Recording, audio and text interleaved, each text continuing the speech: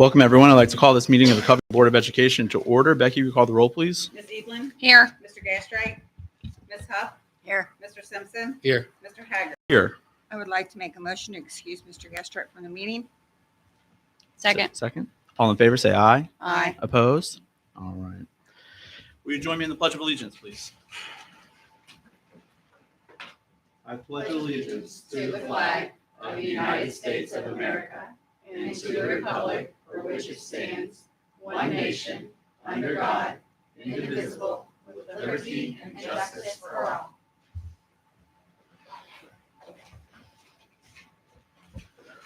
Welcome, everyone. Excited to see you all. Please take a second to silence your phones and your smart devices, please. I think I need to do the same. Awesome. Thank you so much. Becky, do we have any public input tonight? No public input. Great. We can roll right into district recognitions and presentations, which we always are excited to see. First off, we're going to recognize our Certified Employee of the Month. And I believe Mrs. Huff has that recognition. Tara Richardson, come up to the podium.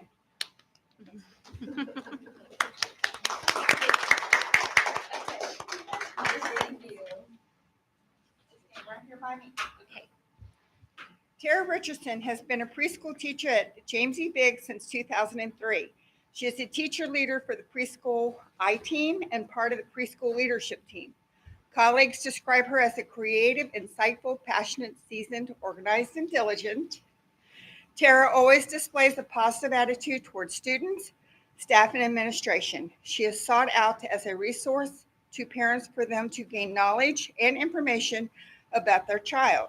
She is also a resource for teachers who have observed her this year to see her classroom management and lesson implementation. Ms. Tara works effectively with students to both challenge and encourage them to excel in their overall development. She balances both her job responsibilities as a regular and a special education teacher and strives to meet all students where they are at. Ms. Tara is a valuable asset to James E. Biggs and Covington Independent Schools.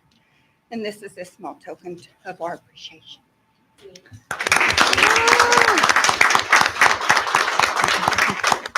Congratulations. Next, we're going to recognize our Classified Employee of the Month. And I believe Mr. Simpson has that recognition. Tammy Leha. Oh, perfect. Is it close?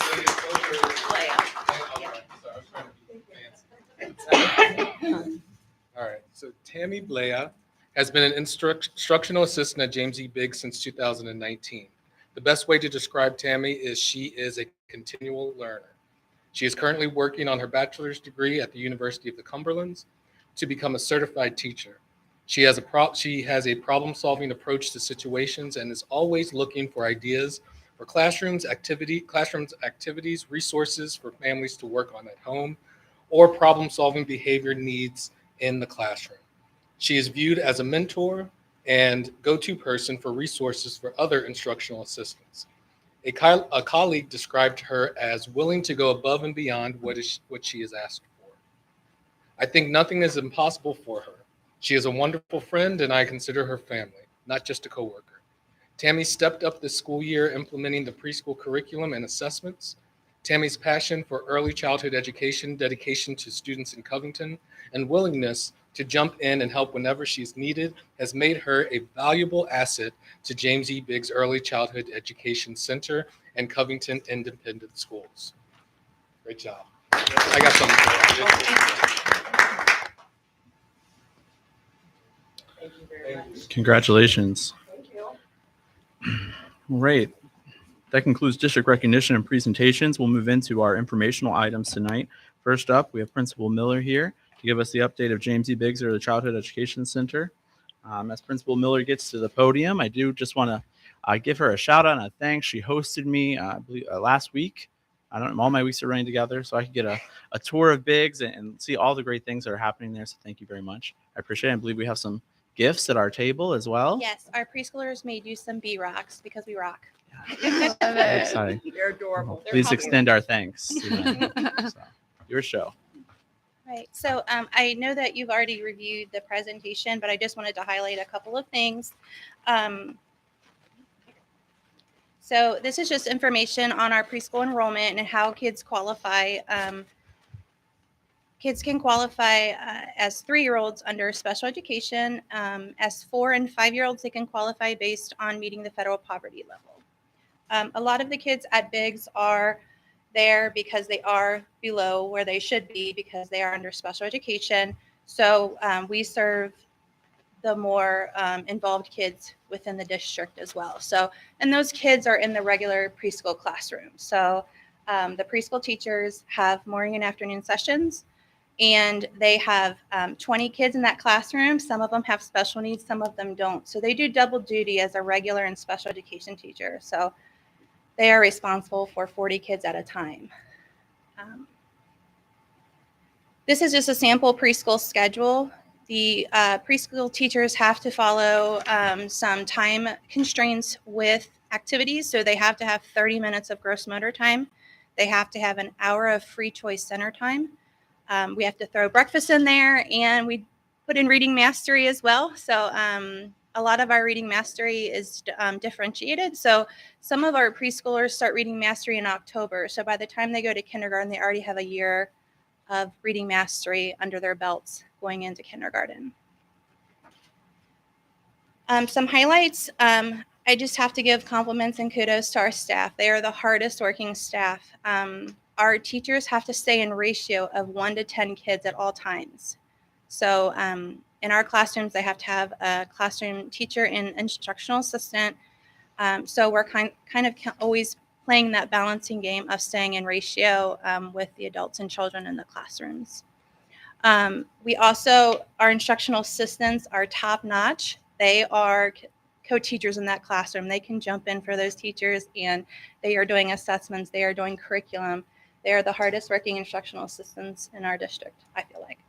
And again, just preschool teachers are regular and special education teachers. So they're balancing all of the curriculum work plus special education on top of that too. Family events are always a huge thing with Biggs. We always want our families involved. So the last 2 years we've done family projects. And sometimes we have to teach families just to how to engage with their kids at home. So all of the teachers use the same homework, which is on the next slide, but we also have family events going on, literacy luau's, parent and child together time where they can come into the classroom. And in the past, one of our teachers actually just had board games out to kind of teach them how to teach those sharing and taking turns skills with our preschoolers. There's our monthly school-wide family projects that we do. We also received a grant for a Snoozland multisensory room. These are some examples of what it looks like. We were chosen because we have a center and we have 10 classrooms there, so we can service more kids. Sometimes these rooms are put in hospitals, even airports. So we were trying to get it set up for October or August, but we have the HVAC work going on at Biggs this summer, so we've delayed it. So we're going to start working on it in August with the company, and it should be up and running in December. The next steps, this year we've been looking at our mission and vision statements. They have not been reviewed since when I came about 2003, 2004 to our school. So we felt that was really important to do this year, coming out of the pandemic too, to kind of like figure out where do we want our families to see us as part of the community. So we've been working with our leadership team and going back to our staff to work on, we've got the mission statement draft. So the other thing we've been doing for the last 2 years is curriculum work. So a lot of the curriculum work that they did in the district, we are starting to do in preschool. We just purchased Savvis for preschool, so we're going to start implementing that next year. We've created 6 UPOs and this year, and so we're hoping to get that off the ground for August. The other thing we've been doing with Fidelity is our safe and civil schools, and next steps for that is to work on the Give Me 5 signal that they already use in the other schools to kind of get the preschoolers already used to that signal before they go to kindergarten. I also included some quotes from our latest family survey, what parents are saying about Biggs. And I also went to staff and asked them, what do you want the board to know about Biggs. So I included some of theirs. And one of my favorite quotes was, "We're a well-oiled machine of support. We are grinding it out together." So I think that's pretty representative of how we are at Biggs. We all kind of just jump in where we're needed. This is just information on our Safe and Civil Schools implementation. The actual CHAMPS book only has one page for preschool implementation. So we've taken that for the last 7 years and kind of made it our own in preschool. And it's called MAC in preschool, Movement, Activity, and Conversation. We actually created voice levels a few years ago for preschoolers. There's an animal, so they can be cued by that. They also have hand signals too. So they know to be quiet as a mouse or loud as a lion outside. I also included in your information sheets the kindergarten Bergant score sheet. I had met with Mr. Haggard and kind of explained some things about the Bergant scores. I will say that the Bergant scores, I included the score sheet because I wanted you to kind of see. So on the first item, it is knowing personal information. So they have to say their first name, and they have to say their last name. They have to say their age. If they miss one of those, they don't get to go on to the next piece, which is address and phone number, which is very hard. Phone numbers are very hard for our kids because phone numbers are constantly changing. But I will tell you, our teachers, our kids know their birthday. They know their address. That is included in transitions. Mr. Haggard got to kind of see that the teacher was pulling popsicle sticks and they had to say their address. So the other piece of that is they can't sing the alphabet. And a lot of our parents, that's how they teach their kids. They have to recite it. So they cannot sing it. They do not get credit for it.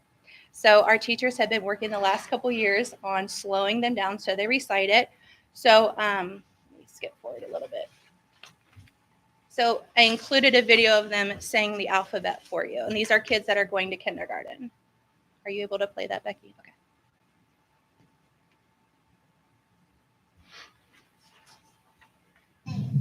B, C, D, E, F, G, H, I, J, K, L, M, N, O, P, Q, Did it cut off? S, T, U, V, W, X, Y, Z. Awesome job. Can you tell me your name? Maya J. Thompson, Yay, Maya. Ruby Ray Murray, Clinton Dodger, Jonathan Sam. Awesome. And these are our friends from room D. Oh, awesome. Awesome. I'll go back here a minute. Can I go back in reverse, Becky?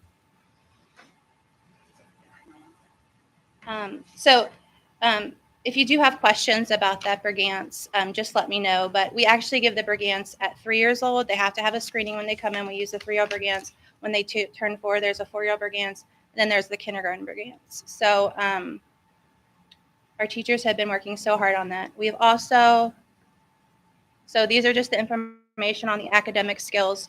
Again, if they, for the body parts, they have to name their thumbs, fingernails, chin. If they miss any of those, they do not go on. And the next ones are chest, elbows, and shoulders. One of the things that I heard at a conference that we went to for our state meeting was the kids are coming in more involved to preschool. We're seeing that effects of the pandemic. And I know I don't like to use that excuse, but if you think about it, a lot of our kids miss the communication, the socialization. And the person there said, we kind of need to look at the Bergant scores, not as are our kids ready for kindergarten, is our schools ready for our kindergartners that are coming in? Because when those kids walk in at 3 years old, our preschool staff have to adjust to the needs of those kids. They adjust their classroom if they have motor issues, any communication issues. So they're fully included in that classroom, but that classroom is differentiated for all of their needs. So there's 3, 4, and 5-year-olds in those classrooms with and without special needs. So I summarized just the information that's on each piece of the Bergant's. There is a social and adaptive piece that is included, but it's not included in the state scores. So I did not include those 2 pieces. We also do kindergarten Bergant's family ideas. We share these on Facebook as well as Dojo, just how parents can get kids ready for kindergarten. We also have our PLCs. We do a lot with the Brigant scores and assessment. One of the things that we're really proud of is the reciting the alphabet data. When the kids initially came in, only 20 of the kids were able to say the alphabet. It was only 10% of our kids.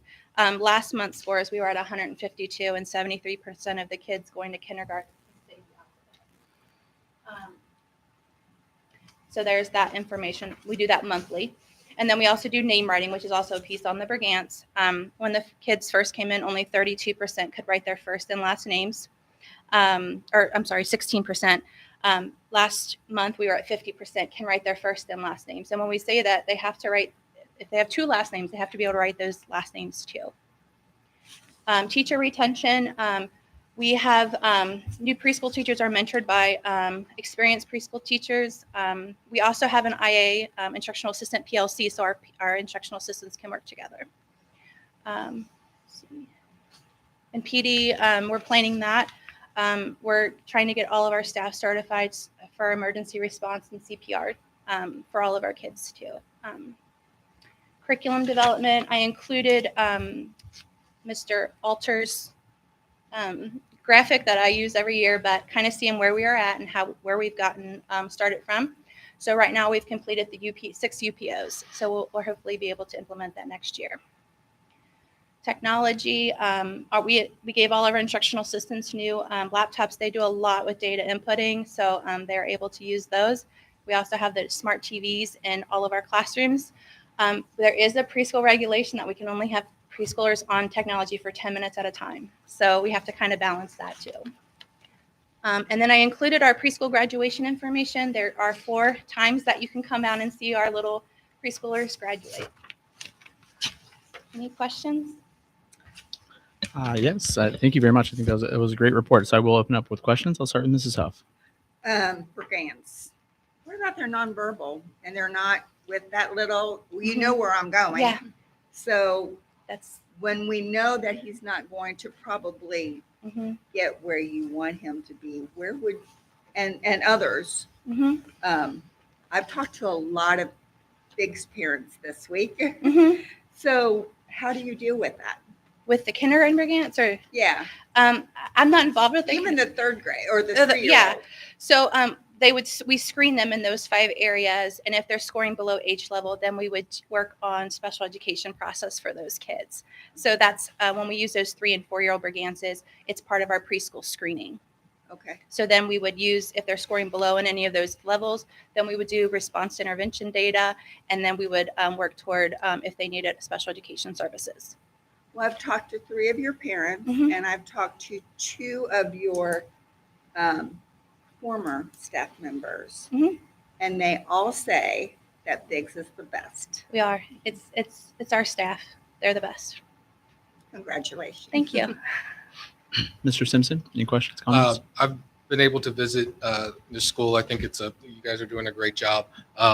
With the, in addition to what your support for your parents, are there any kind of other supports to help the family outside of continuing the learning at home? Is there any any connection? What do you do to connect them with, say, social services or any of those other supports, just to help with the other supports that they need to live at home? Yeah, so we have our family resource coordinator. She helps with that. And we also have our literacy coach also works with our daycares too. So she's able to, if parents have concerns and they come to the daycares, then they refer them to us too. And then she also does training with them. We also have done Born Learning Academies in the past and hosted them at Biggs too. Awesome. Thank you. Ms. Edlin? Well, thank you for all that you do. I had the honor of coming out not too long ago and reading to some kiddos, and we had such a fun time. So just your staff is phenomenal. You could feel the warmth as you walked into the building. So kudos to you all. I did want to ask, you mentioned earlier about, kids coming in struggling at times with the socialization skills from all that we've been through in the educational world. What are you all doing to kind of navigate that? What kind of new resources are? Yeah, so the biggest thing our staff have to do is teach routines. They actually have to teach kids to stand in line. They have to teach them to sit at group time. sometimes they're not going to sit for those group times. They might just have them sit for 3 minutes and build it up. I think the routine is the biggest piece. The kids know, and our teachers are so connected with families that they have that relationship where they can call the family and say, hey, this child's having a little off day. Can we, is there something going on? All of our classrooms also use Class Dojo to communicate with families. So we use that school-wide, so we can share information that way as a whole, or teachers can message families back and forth as the day progresses. Great. Are there any challenges that come to mind that you feel like Yes. stick out from this year, or Yeah. that maybe we could be aware Behaviors of? are very challenging in preschool. They are becoming increasingly more, they have a lot more trouble following the routine. They act out more. We see more tantrums. And a lot of the teachers are really good about having that toolbox where they can kind of like distract them, or but we are seeing more involved behavior needs. And we've really worked with the kindergarten staff too to kind of transition those kids. So we do have some kids that are going to the school. So we've already been in contact with those to kind of plan for the summer program as well as that transition. Also, if they have special education services, we have the ARC meetings for kindergarten. We just did all of those in April. So the schools actually send their representative down. So we have a meeting with the families, with the home receiving school and big staff to kind of plan for those Wow. transitions. That was a busy month of April, I'm Yes, sure. it was. Wow. There's only 3 weeks, but the Olympics in there too. My last question is, how are you all, what are you all doing to prioritize teacher well-being? Yes, it's been a struggle because with the preschool budget, we've lost a lot of people over the last couple years, and it's really hard to stay in ratio. So especially when we don't have subs. Like today, we had 3 people out and no subs, so we had to kind of shift kids around. We have to be very flexible at Big, so we kind of all just jump in where we need to. But yeah, it's been a tough one for the teachers. And I think just touching base with them at PLCs. And we also did a peer observation where they can go visit other teachers to kind of get ideas if they're struggling with like our MAC implementation. They can kind of see the other teachers. Because I think that's the best thing is for teachers to see other teachers in action to give them ideas. Absolutely. Well, thank you for all that you do, being flexible and adaptable. I know Yeah. educators, you all know the game the best. So Yeah. thank you for all that you do. Thanks. Awesome. Well, thank you. I would challenge any of us here in this room to take the 5-year-old Brigance and see if you yourself are ready for kindergarten, because I was not when I tried to do Walking it. heel to So toe backwards. yeah, is that's a pretty tough. one. It's pretty tough. I guess my one and only question, I do have some wrap-up comments. So how can we help? How can the Board of Education help you with Biggs? The preschool budget is very tight. We pay for a lot of stuff, and it's just becoming more challenging. We lose more people. If ideally, if I had like a permanent sub, that would be like fantastic. Mhm. The subs are the issue, and some of our teachers have had some hard times with surgeries and stuff this year. So we all just kind of just jump in. But if I could have more people, and just to help stay in ratio and keep the kids in their classrooms and not having to move kids around all the time. So. Yeah. I'm going to keep my promise and not drill down on the budget and ask you lots of budget questions. But I want to bring this up. I think it's a conversation that Superintendent and Director Birchie and us can have, because Biggs is not like our other schools, right? We don't have SEEK funding for not per student. It's funded differently. So I think maybe a conversation amongst us when Director Birchie's back to just kind of understand that a little bit more and kind of where our flexibilities are would be helpful. So I'll let Mr. Garrison have the last comment. Well, thank you there, Chairman Haggard. Thank you, Ms. Miller. Really appreciate all you all do. You know that, and just keep pushing forward. Thank you. Okay, great job. And please come down anytime you'd like to see preschoolers. They just make your life happier. Awesome. Absolutely. Yes, I it is. totally They do. agree with You that. never know what they're going to do. Say. Thank you. Thank you. Thank you. I'm going to ask for a motion. I'd like to move item number 8 on our agenda to number 2. We have a guest presenter here with us, and just be nice to let her present, and she can be on her way, get on with her evening. Can I have a motion for that? Go ahead. I'll make a motion to move Teach of America contract up. Second. All in favor, say aye. Aye. Opposed? Awesome. So we have, we're going to talk about our Teach for America contract and data sharing agreement. Thank you for the opportunity to speak. I'm Jennifer Howard, Executive Director of Teach for America, Ohio. We appreciate the partnership over the past 10 years, and I'm happy to answer any questions you have. Awesome. So we have it in our, I was going to say, we have the info in our packet. So we'll go with questions, Mrs. Huff. I really appreciate you all. We were the first one in Kentucky for you guys, and we're really glad that you're still with us. Thank you. Thank you. Awesome. Mr. Simpson. I read over the contract. Everything looks good. I don't know a lot about the previous relationship, but I know about Teach for America. It's a great organization. Thank you. I'm also an alum of the program. I taught in Atlanta, but live in Ohio. We won't hold that against you. Ms. Edlin. No questions, just a comment. I was a Teach for America core member, and I had the most incredible experience with you all. They provided me so much professional development outside of my time within the district, and were such an incredible support system for me. Coming to visit my classroom, providing instructional growth opportunities, and just were a great segue into becoming an educator. So I thank you all for your efforts and for supporting. Appreciate your service. Awesome. Well, you can't get off that easy. So the chairman's going to have a couple of questions. One, I wanted to learn a little bit more about the screening process that you do with candidates and how that all works, and then how folks are placed with us. What I always like to share is that it really starts with a rigorous selection process. And so if I may just talk a little bit Absolutely. about that. Okay, so all applicants have a one-on-one interview. It's about 90 minutes. And what we're doing during that interview is really trying to get a sense of the mindset, skills, and behaviors of the person who is in front of us. In addition to that, we have 2 professional references that we do require all of our applicants to produce. And then, of course, we're looking at not only their coursework, but also their GPA. The minimum requirement for a Teach for America participant is 2.5, but there are some states who have a higher GPA requirement, like Kentucky. So we wouldn't send you anyone who did not have anything below a 2.7. And then from that, we just make decisions on who to admit. And then every Teach for America core member has to pass multiple background checks at both the state and also the federal level. We run every single applicant through the National Sex Offender website, and we are looking for any matches, of course. So we're using their government issued ID, making sure that there aren't any matches. And then we also do FBI fingerprints. And that's every single core member in our program. Awesome. And my next question is, so this is a 10-year relationship, correct?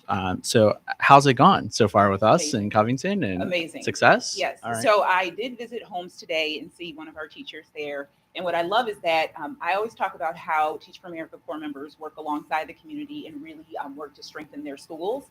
And so I was observing a lesson on climate change and saw this teacher doing everything from assisting with the lesson to there was a tech issue and needed to help someone get their laptop charged to a student who needed a moment. I'm also working with that student.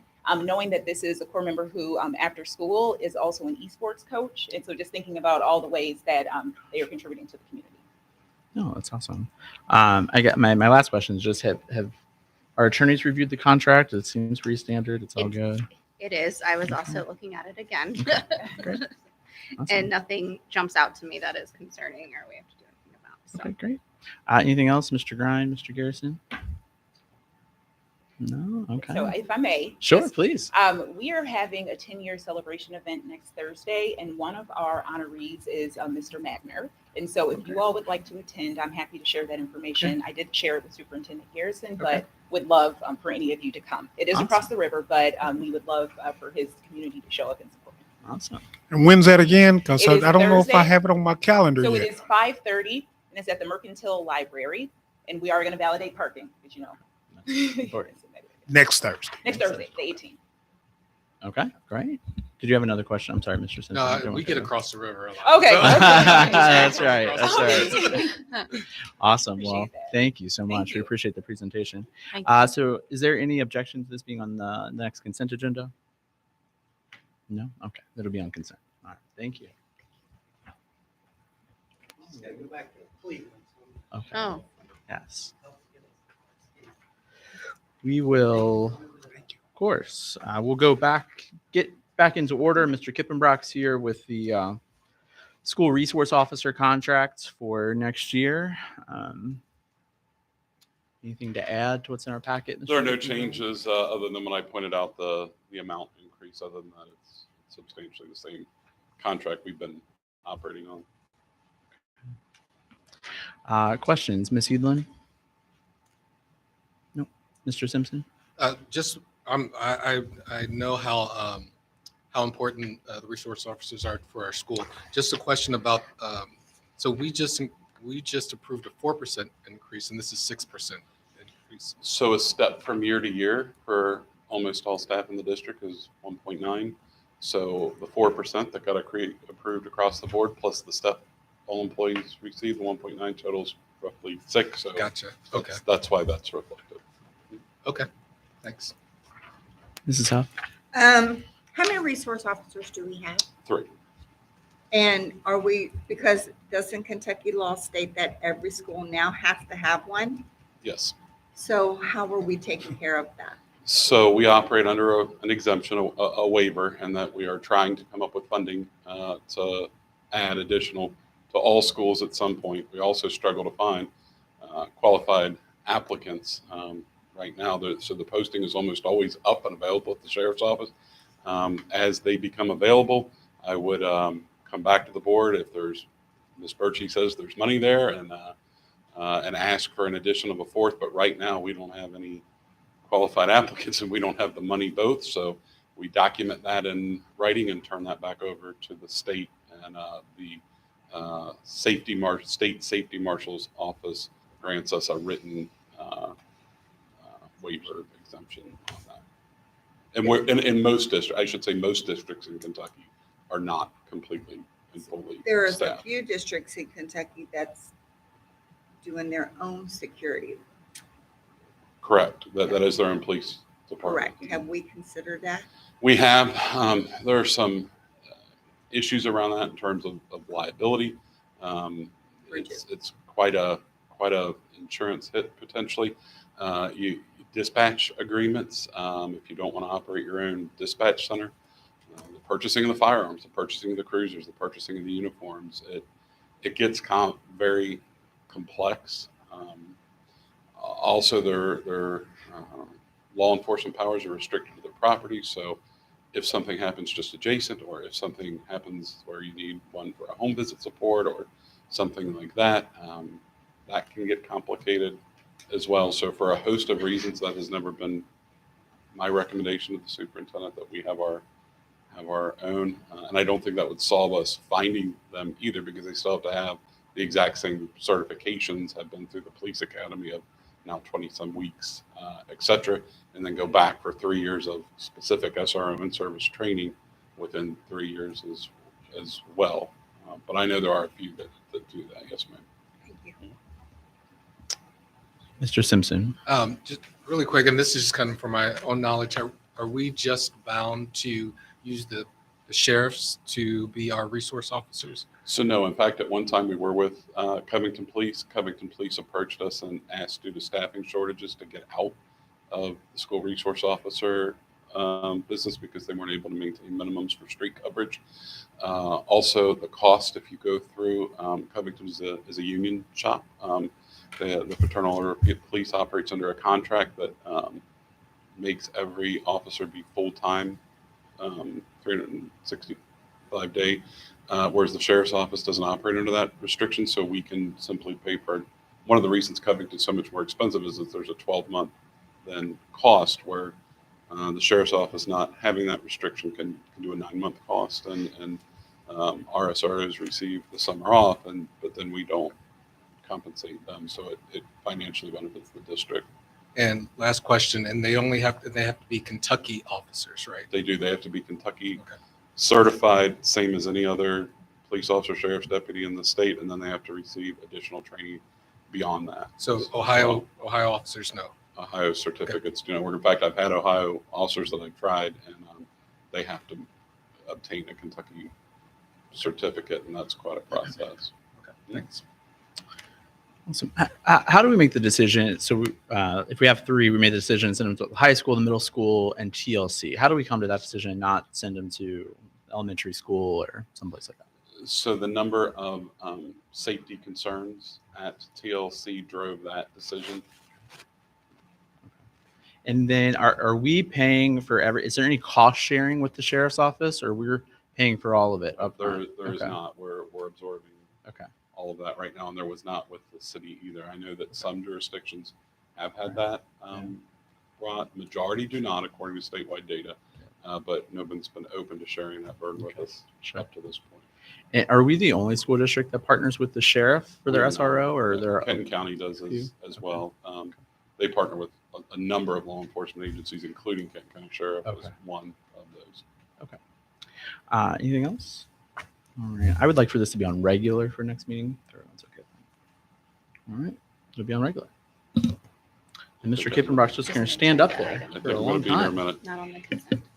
Okay. Requests for athletic advertising bids. So I'm happy to report that a representative of Kroger stopped by the board to see me, which doesn't happen every day, and said that Kroger was interested in doing some advertising at our sports facilities. So not knowing much about that, I began to research it, reached out to some neighboring districts that do have those partnerships. One of the things I learned is that there is a KRS 45097 that says if a school district or really any government organization wants to do something like this, you have to send out a request for a proposal, basically, or an invitation to bid.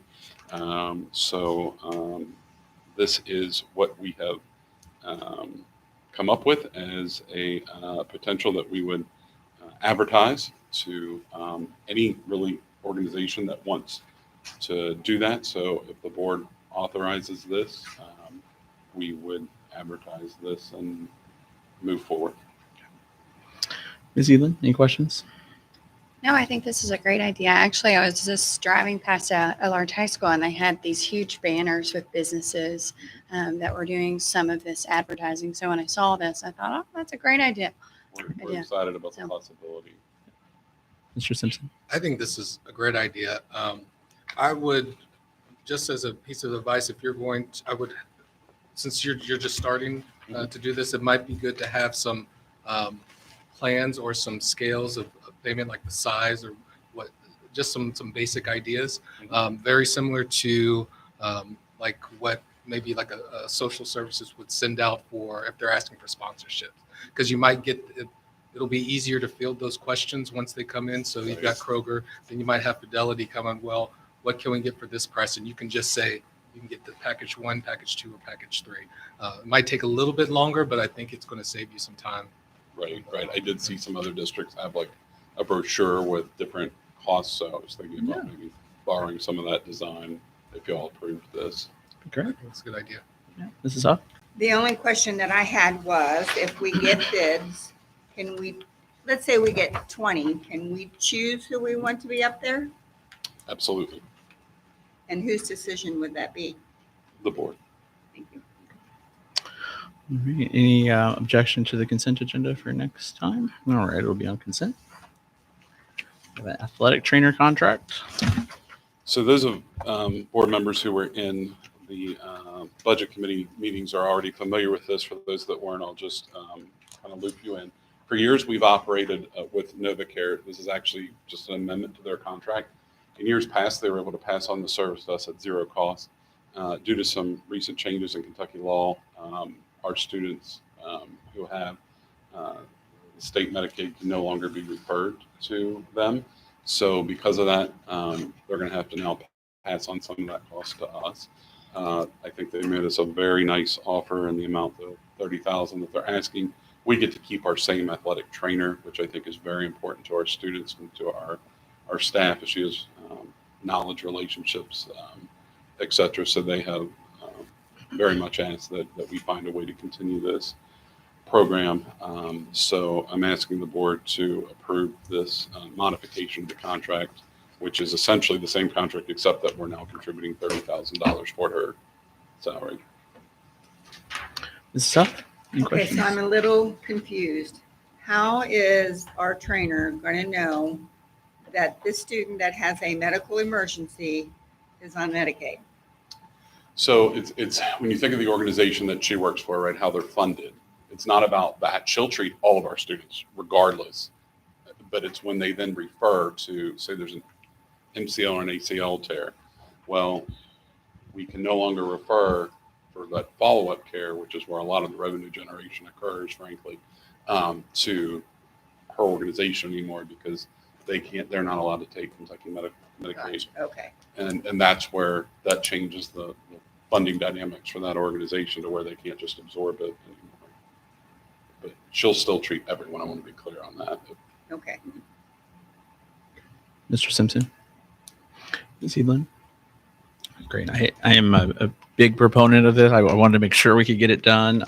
We have a dynamic athletic trainer, I think one of the best in the business. She has built amazing relationships with our students, with our coaches, and I'm very happy that this board is agreeing that we can do what it takes to keep her. So without objection, this will be on the consent agenda. All right, thank you. Now, teacher retention and a Bloom board update.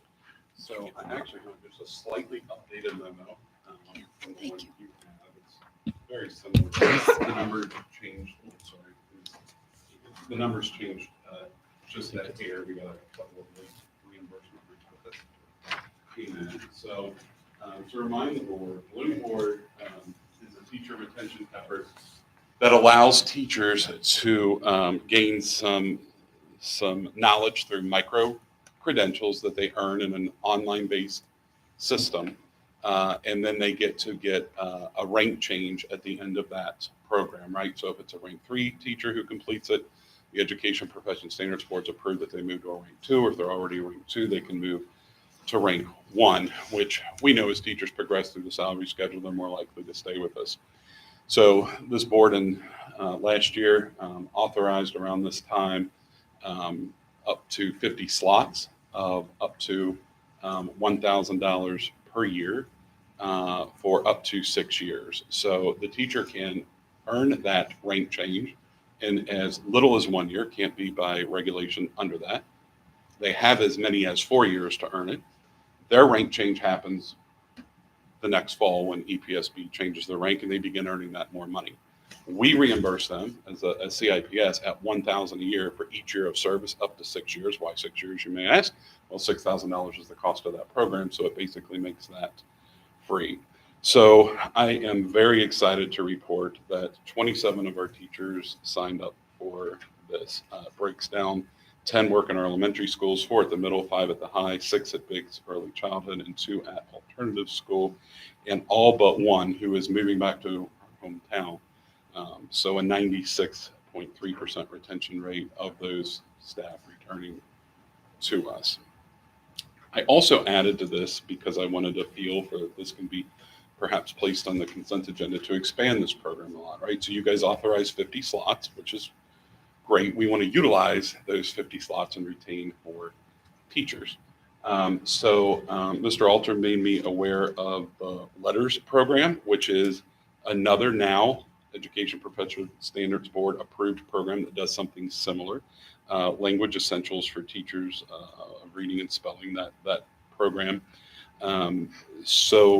We would like to take any leftover money that you've already allocated and open it up to LETTERS, the LETTERS program as well, much in the same way we do Bloom Board, reimbursing up to $1,000 per year. There are 2 ways, in case you hear about this, to go through LETTERS. One is the way I just said, you get a rank change, right? Kind of like Bloom Board. So a teacher would have the option to do that and earn that $1,000 a year and stay with us and get rank change. Or they can, and there's a cost associated with that, I should say too, of about just under $6,000, coincidentally. Or they can go through and not get the rank change for free.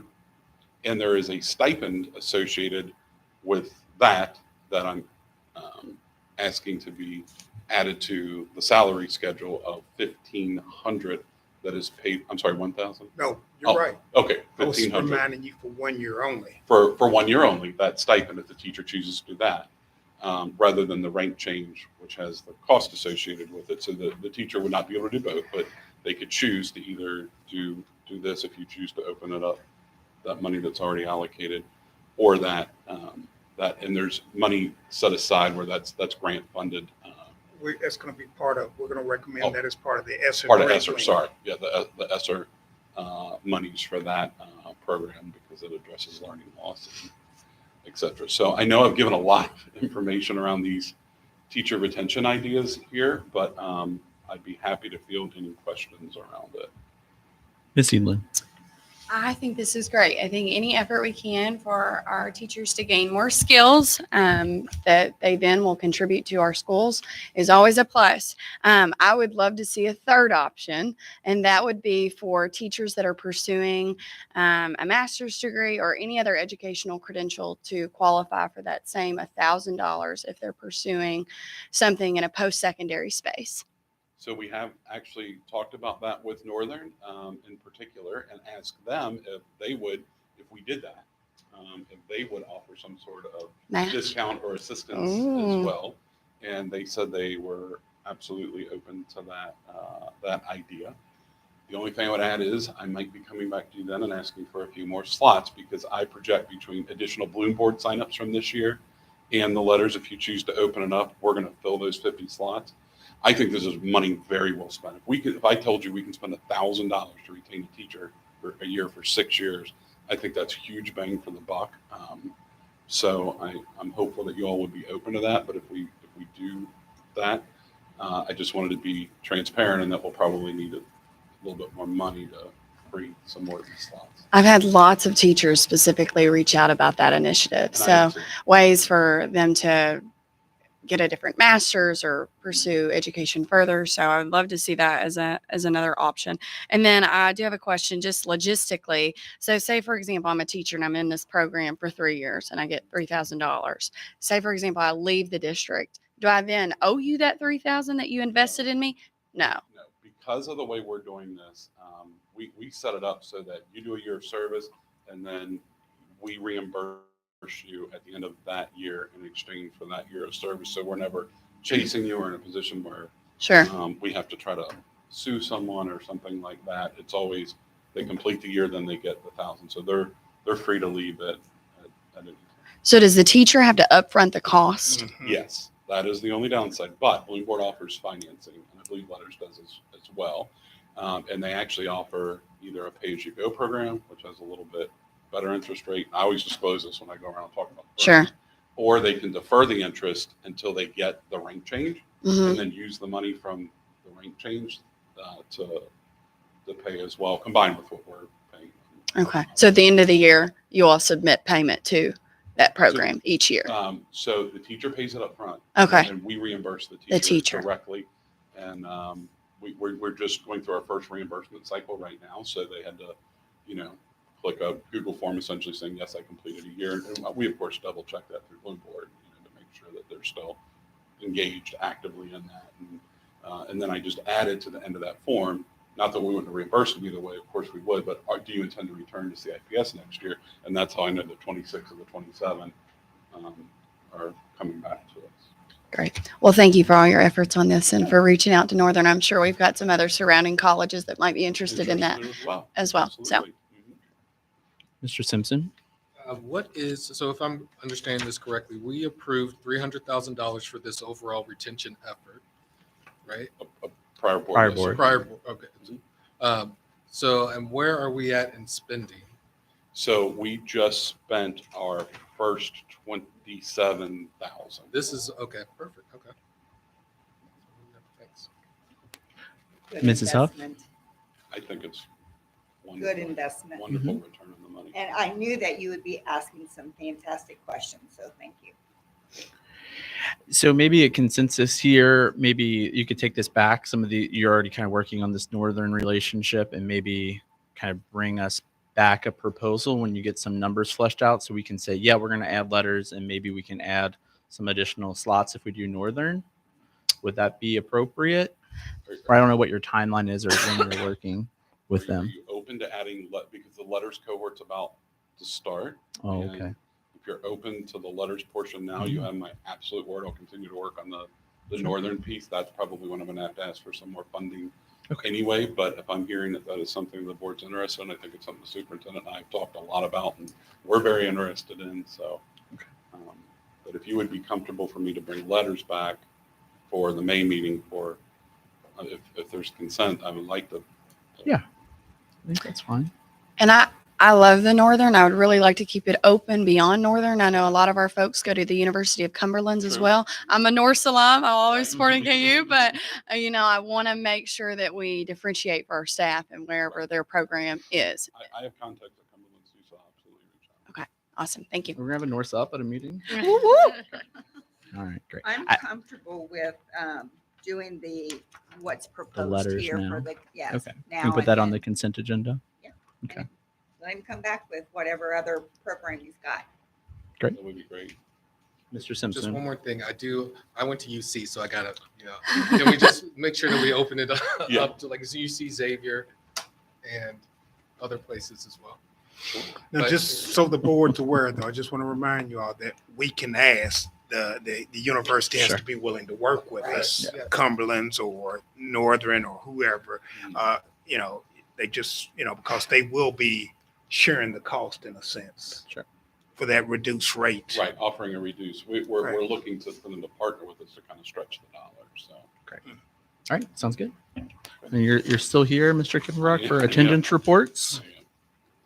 Any Um, questions about the attendance So reports? 7th and 8th month attendance reports are in as informational items as well. I have one request. I don't know if it's just the way and it's presented. Mhm. Are we able to get like the previous year's month comparison? Like you got the years down there? So Am I those just are not actually seeing- the month of that year. Oh, okay, that So is okay. I didn't know if that was like the right. whole year or No, okay, that the- is month to month comparison from those prior years. All right, thank you. Mhm. Any additional questions? All right. Thank you. Thank you. I think you can sit down. I Unless didn't Ms. Edlin has a I didn't have a question. question, just a comment. I was at a conference and I heard about this campaign where a school district partnered with like the local transportation, and they did like attendance matters, get your kid to school on the buses, and just thought that that might be a unique way. Maybe we could partner with Mr. that. Haggard may remember, we did a campaign in partnership with Covington Partners many years ago. Why aren't you in school today? And then back, sometimes you'll still see some of those old things are around different businesses that still Very have good. them. And what we did is we asked businesses to help us by just in a friendly way asking kids, why aren't you in school today? And well, I go to a private school and we're out today. Oh, okay. Well, thanks for shopping wherever. But just to,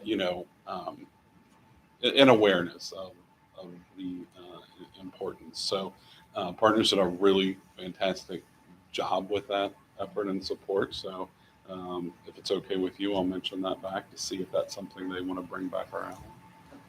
I just did it the other day at Dixie Chili. Thank you. Yeah. I do it all the time. I drive Yeah. my family nuts. They were not our students though. So. Awesome. Thank you. Next, we have to approve some travel for the superintendent to go to the Model Schools Conference. Yes, I want to go over this. As you all, I know our experienced board members are aware, but for our new board members, I just want to bring to your attention that in my contract, there are certain travel that's approved through the contract, but anything outside of those that are mentioned in the contract have to come before the board and request the travel. And so that's the reason for this. We started planning a trip. Now I guess last time, with COVID, we haven't traveled as a team other than to the Continuous Improvement Summit a few years. We have taken some teams of teachers down there, but we haven't taken teachers on a national conference in a few years because of COVID, of course, so there wasn't much travel. Well, this year we decided that we would like to take a team of teachers to the Model Schools Conference. And as always, it's a conference, and you have information in your red folders that I will talk about here in just a sec. You have information about some of the sessions in the Model Schools. I've told board members before, I know Ms. Huff and Mr. Haggard, that I liken the Model Schools Conference. There's only been, in my opinion, two of the best conferences ever in education for an educator, in my opinion, of course, and not many care about my opinion, but in my opinion, was the Professional Learning Communities Conference and Model Schools Conference. And so this year we've decided that we would like to take a team to the Model Schools Conference. And my request would be that I travel with that team so that we can have some discussions around that, some debriefings, plan what we're going to do with the learning going forward. We've done this before. Like I said, I think we did this maybe 5-6 years ago. I can't remember exactly when, but I would like to accompany the team. The next thing, at the time we were planning this, we didn't know how many people would take us up on it. And so you have in your packets, in your red folders, because at the next meeting, I'm going to be requesting your approval for the team to go, along with the approval for me to attend with them. And so, like I said, you have information in the packet. I've also talked to Mr. Haggard and Mr. Gaswright, and we asked them if they wanted to attend, but if they can't attend, we would love for 2 board members to go with us if you can fit that in your schedule. So I can address any other questions around that. I just wanted to bring that to your attention that, of course, I would like to travel with the team. And because of the number of team members, we will, at the next meeting, be asking the board to approve the team's travel as well. So I think the invitation is Mrs. Huff's and Mr. Simpson's. If they are, I have a work conflict. Mr. Gastrite has a family conflict. Miss Edlin will be passing on her crown to the next Miss Kentucky at that point. So it's down to Mrs. Huff and Mr. Simpson if you can be our board representatives at that conference. No response needed now. Right. Just think about it for a second and then get back with Alvin maybe early next week, though, Please, so that we can please, get travel yes. arrangements made. I do just have one question. Yes, Ms. sorry. Edlin. How will the team of teachers be selected from each school? Will this be opened up for teachers to apply? Like, hey, I want to go, or will they be handpicked? I can't really say per se, because I think each individual school does it a little different. The criteria we asked is that if we get 3 people from the school to go from each school, and when you look at the lists, it depends on whether teachers, some teachers have already made vacation plans. It just sometimes depends on their availability and or whether or not teachers want this learning opportunity. Sure. And so, I can't say how each school has done it, but a lot of times principals will run around begging people to go to meet their 3 that we might want to go. So Okay. I can't say that they were I don't know. I guess is what I'm saying there, Ms. Egan. I really Is there don't know. Is there opportunity if there are more teachers than allotted to go? Would there be an opportunity for funds to be provided for those to receive this opportunity as well? Great question, because when you look down through your list, most of our schools have their 3 allotted positions that Mhm. we allotted. But of course, if the schools wanted to take more, they could either fund it out of their SPDM council money. They could fund it through special ed funding. I know Miss Grayman, a couple of principals reached out to her, and special ed budgets covering, I know it's my understanding, maybe about 7 teachers possibly. Yes. Awesome. So I would just love to see as many folks go that would like to go. yes. Thank you. Well, the issue here is Mr. Garrison's travel. We'll talk about teacher travel next week. right. But Good Mrs. point. Huff. My concern is this is September. We're in school in September, so you're going to have to do. No, It's in June. 25th. Yeah. Oh, okay. I'm sorry. I'm seeing September, and I'm thinking we're in school in September. That means we need subs. We already have problem with subs. No, that's the funding source. Okay, The funding gotcha. source, the All right. money that we're using to I fund stand corrected. that money expires in September, and that money is strictly geared towards teacher learning, Gotcha. teacher professional development. Any objection to the consent agenda? All right, that'll be on consent. Excellent learning opportunity. I will say, as we all know, Mr. Alter doesn't get very animated, and he got quite animated describing this exciting learning opportunity to me the other day. So I think it's really worth it if Mr. Alter is getting that excited about it. So I will it's a also stamp of approval right there. I will also me. say that's where Mr. Alter brought our curriculum framework back from. the Model Schools Conference, that's where he sought out the resources to bring that curriculum framework back. So Awesome. All right, our last informational item tonight is a new lease for our district copiers, and Director White is here. Sure.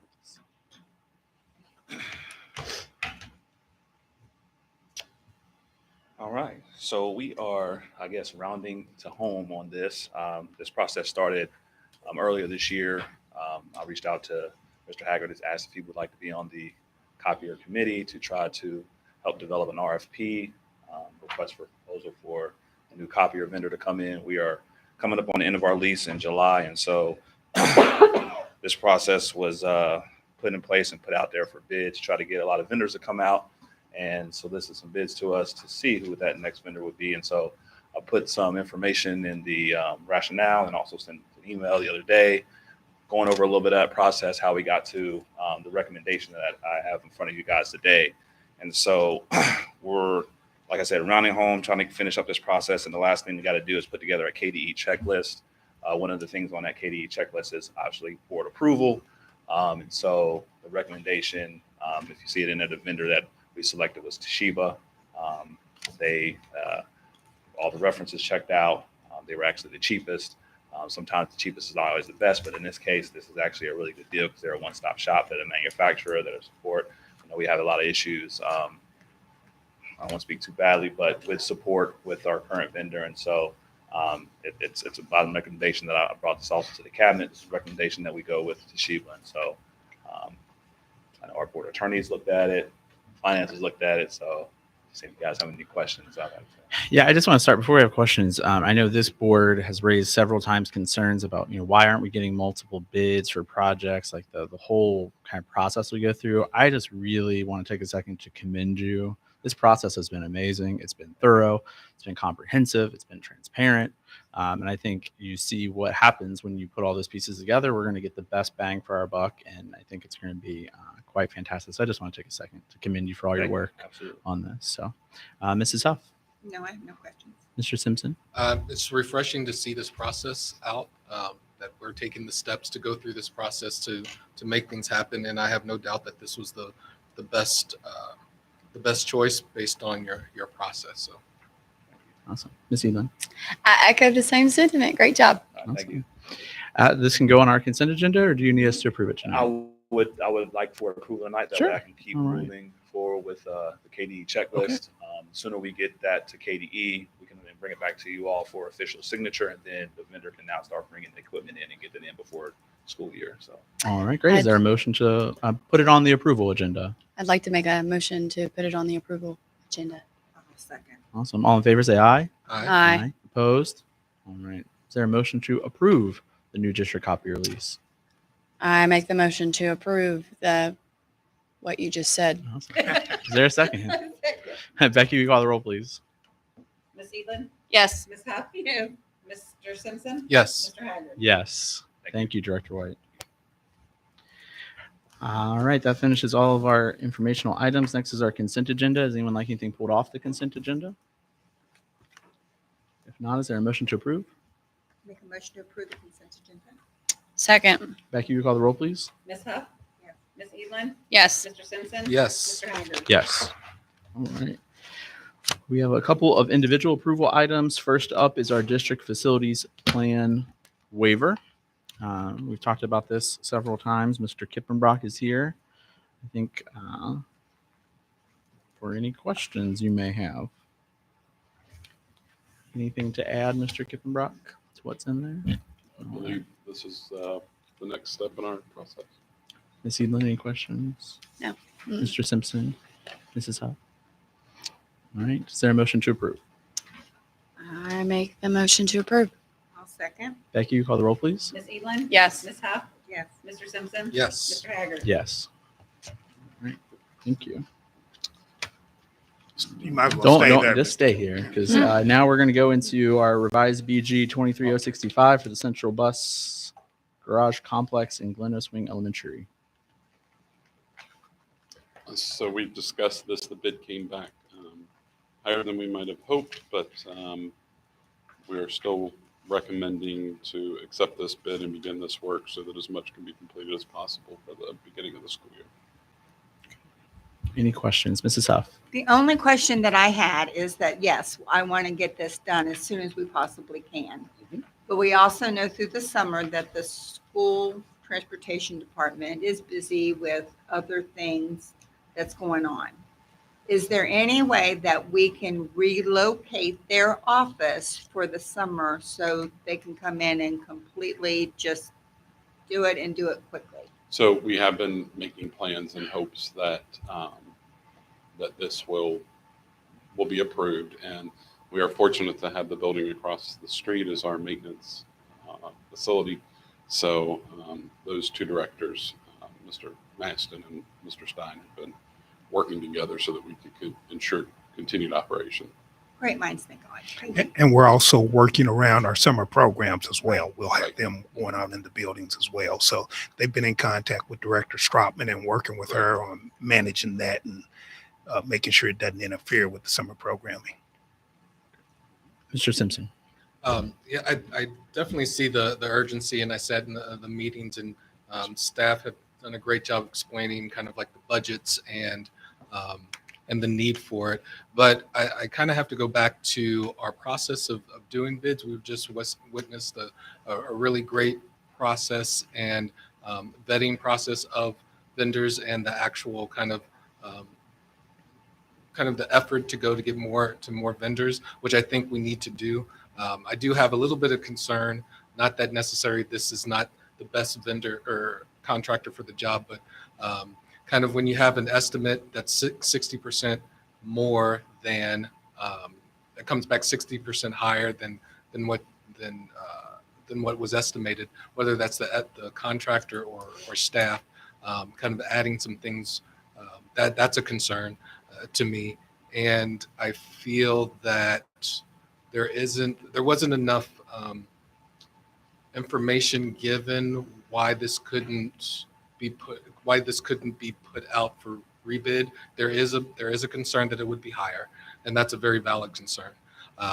But I think that with all of those things being said, I think there needs to be another look at this particular project and the bid process to make sure that we get additional bids to kind of stave off some of those fears that we have of being higher bid, making sure that we are choosing the right contractor for our needs. Those are just my concerns. And I want you to know that when I express my concerns, it doesn't necessarily mean this is a bad idea. It's just these are my concerns, and that's the kind of job as a board is to look at it from a high level and make sure that a lot of things are being said and being considered. Thank you, Mr. Simpson. Anything else? Mr. Simpson? Anything else? No. Ms. Edlin?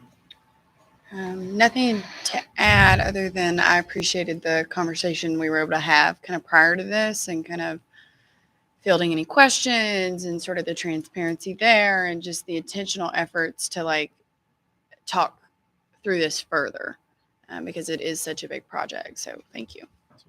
Yes, I will add that, I've raised my concerns with Mr. Garrison and Mr. Kippenbrock about the idea of scope creep in our projects and making sure that we are keeping a tight leash on our spending when it comes to facilities.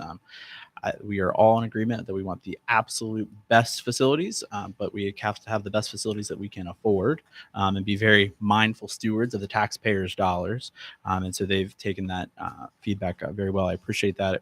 We also, I hope everyone was able to read Mr. Ralph Cooper, our architect on the project, sent a very detailed memo about some of the reasoning as to why this project came back in. But I did want to make sure that we had those concerns about scope creep on the record as we move into a much bigger project on the Holmes campus. Mr. Garrison has assured me that it's front of mind for everyone as we move into that. So I appreciate that feedback.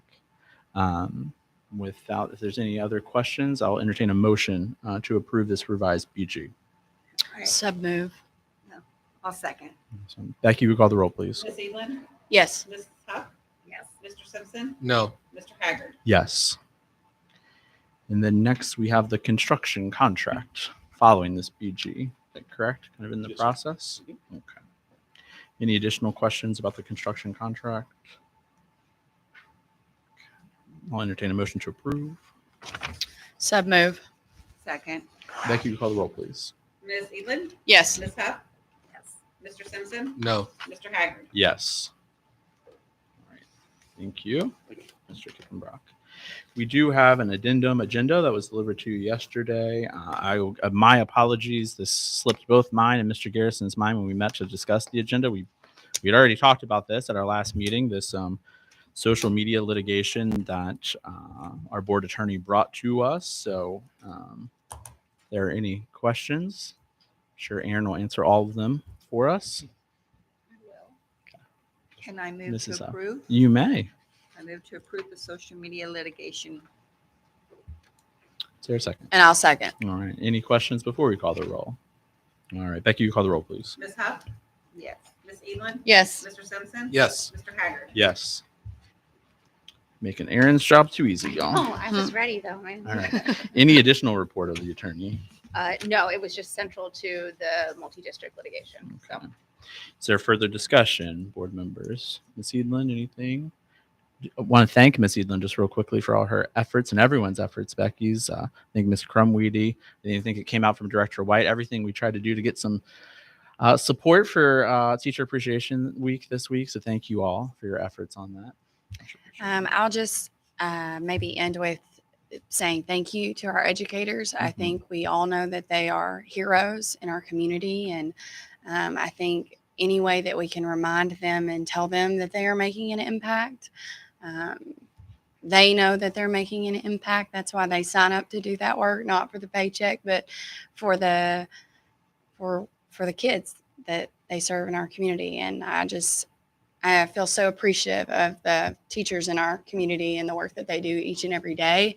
And you all know that I'm a big believer in standing behind them in every single way. And I think any way that this board can stand behind our staff, I think it's important for us to do so. So happy National Teacher Appreciation Week to all our educators. We thank you and we love you. And we're so proud of the work that you're doing in our community.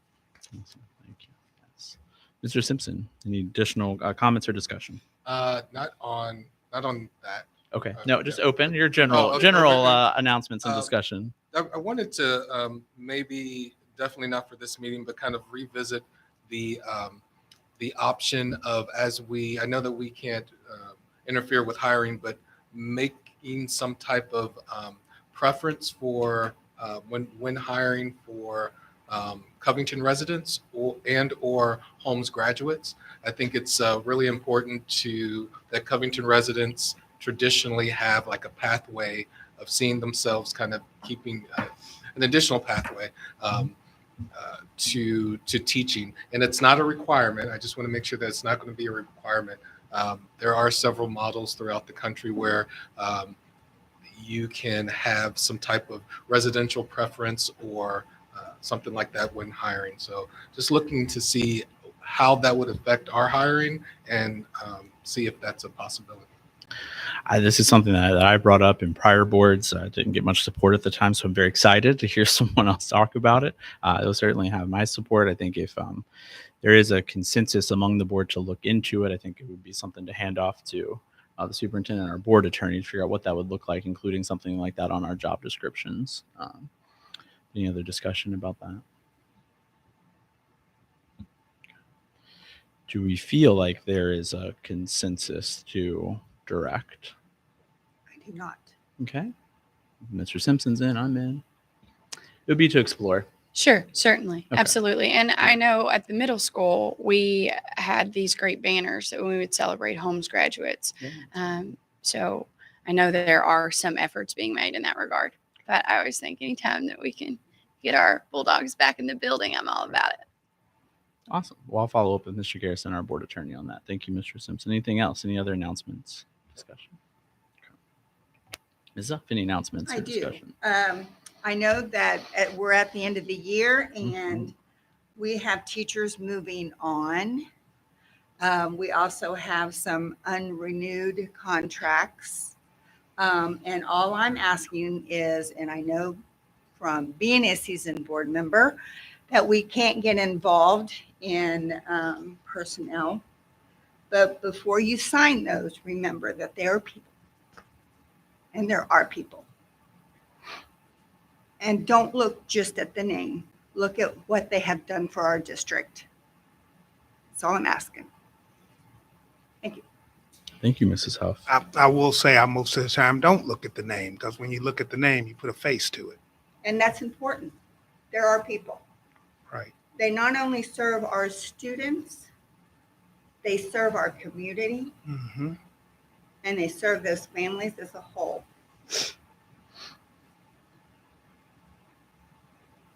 Thank you, Ms. Huff. Very powerful. Yes. I will direct your attention to your red folders right now. I hope everyone was able to sign up for something to do on Bulldogs Give Back Day on the 26th. I forget where I'm going to be, but I'm going to be somewhere that they told me to be. So I will be there with our Bulldogs. And then I think the other things we may have discussed, it looks like we also have an arts and culture showcase for the high school next week in there. In addition to that, we do have several upcoming events, obviously, at the end of the year. Just a quick reminder that we have rescheduled our next May board meeting to May 22nd. It's on a Monday. We will have a reception for our retirees at 4 p.m. in the Holmes High School cafeteria, and then our special meeting on the 22nd, which will be in the auditorium at Holmes High School. Following that, as you can see, a ton of events that you can participate in. I guess we should coordinate with Becky if we want to attend any of these, so we're not reaching out to a ton of different people. Is that okay, Becky? Some more work for you to do. Sorry. But coordinate your schedules with Becky, and she can make sure you're connected to the right people. I'm sure all of our staff would love to see you at these events. Anything else, Mr. Garrison, for additional comments or discussion? Yes, sir. I have one comment, please. I just wanted to let the board know that I've got a evaluation packet of evidence for you. I hope to have it to you either tomorrow or first thing Monday, so that you all can get working on the summative evaluation. So I want to get it to you as soon as possible, because you will find that it is extra thick with evidence. I'm proud to say extra thick with positive evidence about the direction we're moving. So I'm very excited to share that with you. And I hope you spend some time working yourself through that evidence as you go into my evaluation. Great. And just a reminder, we have set aside June 5th, 6th, and the 7th to do our internal work on the summative evaluation. Becky will be getting those special meeting notices out shortly to you. Just make sure you have those dates on your calendar. All right, I don't believe there's any need for an executive session. So with that, if there's consensus to adjourn, hope everyone has a wonderful evening. Thank you all.